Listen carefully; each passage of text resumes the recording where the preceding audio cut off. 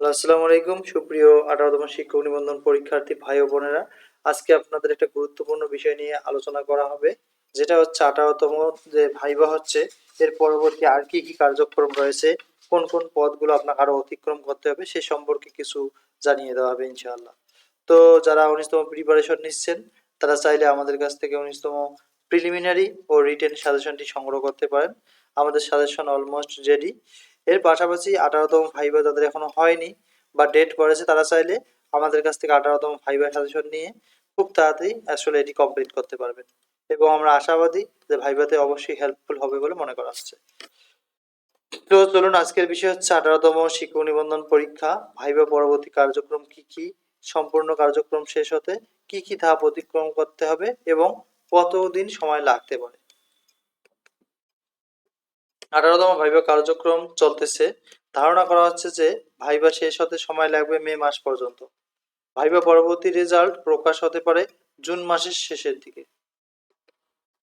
জাতীয় মেধা তালিকা ও শূন্যপদ প্রকাশ হবে জুলাই মাসের প্রথম সপ্তাহের দিকে।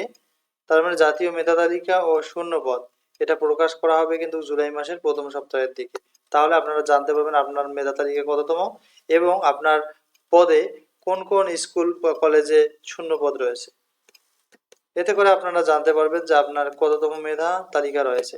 এরপরে কিন্তু প্রকাশিত হবে বহুল প্রকাশিত ও কাঙ্ক্ষিত ষষ্ঠ গণবিজ্ঞপ্তি জুলাইয়ের শেষে অথবা আগস্ট মাসে। এর 1 মাস পর অথবা 15 দিন পর আপনারা প্রাথমিক সুপারিশ লাভ করবেন, সেটা হবে সেপ্টেম্বরের দিকে। তবে ধারণা করা হচ্ছে যোগদান হতে সময় লাগবে প্রায় নভেম্বর মাস যেতে পারে। তবে এর মাঝে যদি কোনো দেশে বিশৃঙ্খলা না হয় তবে আশা করা যাচ্ছে নভেম্বরের মধ্যে আপনাদের সকল কার্যক্রম শেষ হবে ইনশাআল্লাহ। তো আপনারা ভাইবার ভালোভাবে প্রিপারেশন নিন এবং ভাইবা দিন। আশা করা যাচ্ছে খুব তাড়াতাড়ি ষষ্ঠ গণবিজ্ঞপ্তি আসবে এবং আপনাদের কার্যক্রমগুলো শুরু হবে এবং শেষ হবে। তো সকলের জন্য শুভকামনা। এর পরবর্তী ভিডিওতে আমরা আরও এ সম্পর্কে গুরুত্বপূর্ণ টিপস শেয়ার করব। যদি আমাদের টিপসগুলো আপনাদের ভালো লাগে, যারা নতুন দেখতেছেন তারা অবশ্যই আমাদের চ্যানেলটি সাবস্ক্রাইব করবেন। আসসালামু আলাইকুম।